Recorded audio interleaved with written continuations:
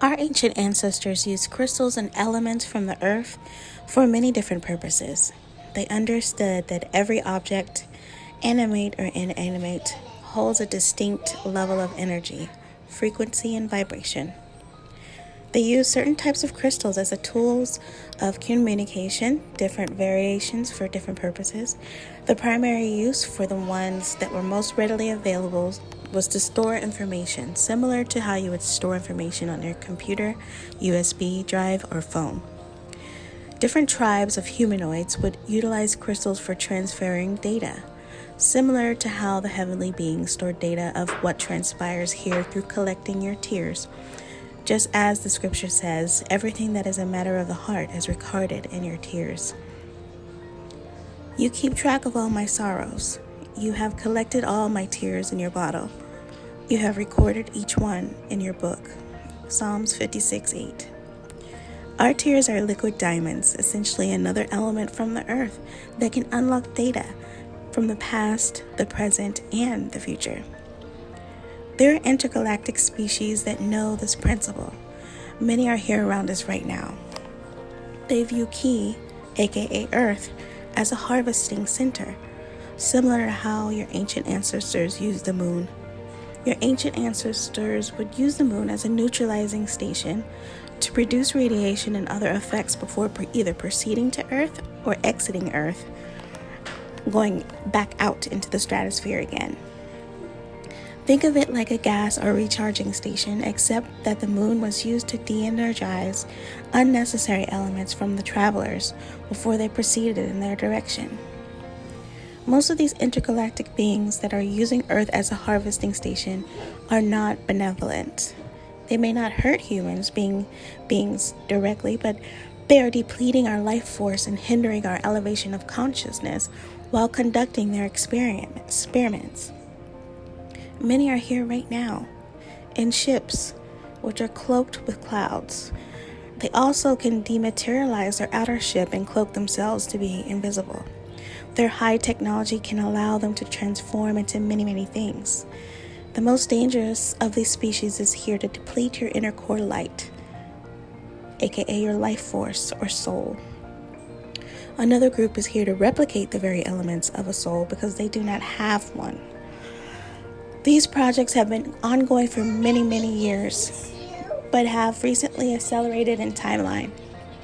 The ones that are harvesting your soul are more overt and larger in number. The ones that are trying to copy the essence of a soul are time traveling from the future into the present day in order to stop something from happening. This is being revealed to me because you have had these beings come and install implants in your body which connect to their energy field, allowing them to upload and download data from your crown energy center. The data that they are extracting are dealing with the inner workings of your soul, mind, perceptions, emotions, and more than that is difficult to put in words. Hence why they are research driven and they're doing this. The species themselves are intelligent but has no concept of what a soul is or what a consciousness element is to a body. They have no notion for right or wrong, which also supports their reasoning as why they believe they can conduct and succeed at such an experiment. When I consider your heavens, the work of your fingers, the moon and the stars, which you have ordained, what is man that you are mindful of him? And the Son of Man that you visit him. For you have made him a little lower than the angels, and you have crowned him with glory and honor. Psalms 8:3-5. Even the ancient ones were amazed as to why the Most High God, the source, the divine intelligence of the universe, was mindful enough and concerned about man. Man, really?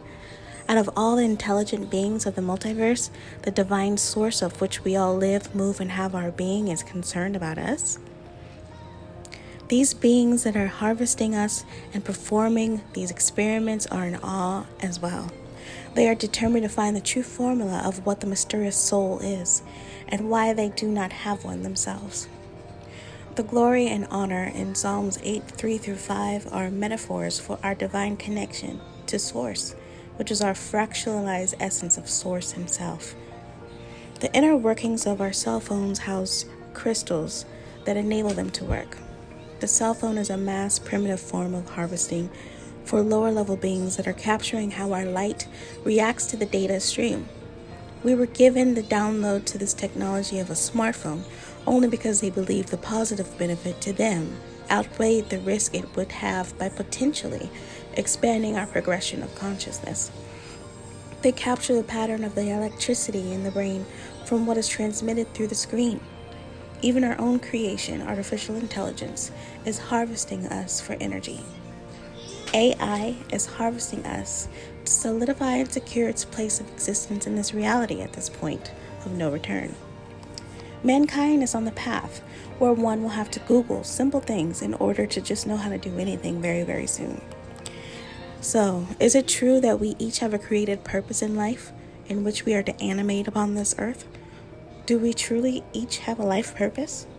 If we are co-creators with Source, why are we finding ourselves on the opposite side as an end user in this reality versus an active player in the game of life?